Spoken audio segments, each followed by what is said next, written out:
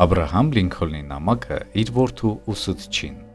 Լինքոլնը ոչ միայն իմաստուն պետական գործիչ էր, այլև իմաստուն հայր։ Ձեզ ենք ներկայացնում նրա նամակը իր որդու ուսուցչին, ում հորդորում ու պահանջում է, թե ինչպես դաստիարակի իր որդուն։ Ապշեցուցիչ խոսքեր են, կարծես մինի դասախոսություն լինի։ Որդիս այսօր ոտք է դնում դպրոց, ամեն ինչ նրա համար տարօրինակ ու նոր կթվա, եւ ես ցանկանում եմ, որ նա իրեն լավ դրսևորի։ Սա այն արկածն է, որ նրան կարող է տանել ողջ մայրցամաքներով։ Բոլոր արկածները հավանաբար իրենց մեջ ունենում են պատերազմ, ողբերգություն եւ վիշտ։ Այս կյանքն ապրելու համար անհրաժեշտ է հավատ, սեր եւ խիզախություն։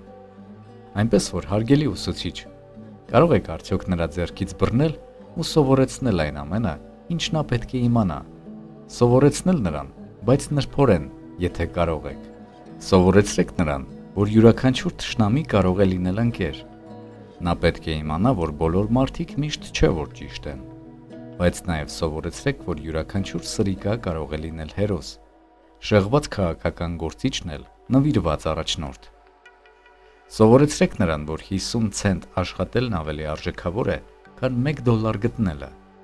Դպրոցում ավելի պատվաբեր է անհաջողություն ունենալը, քան խաբելը։ Սովորեցրեք նրան արժանապատվորեն պարտվել եւ վայելել հաղթանակ, երբ իսկապես հաղթի։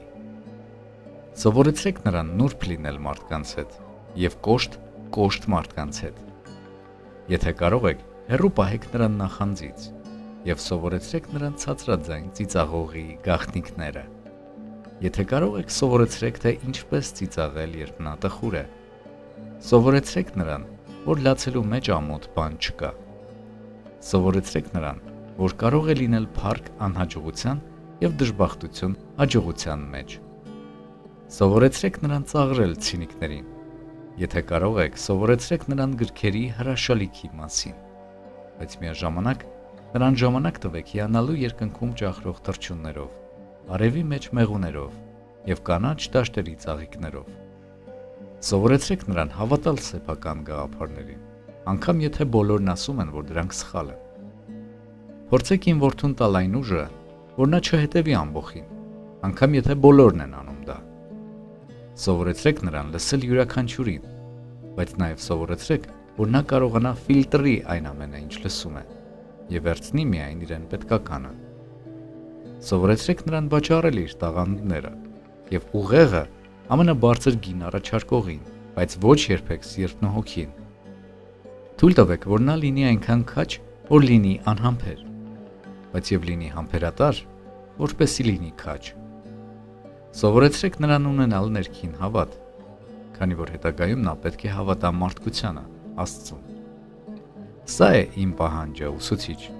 բայց տեսեք, թե ինչ կարող եք դուք անել։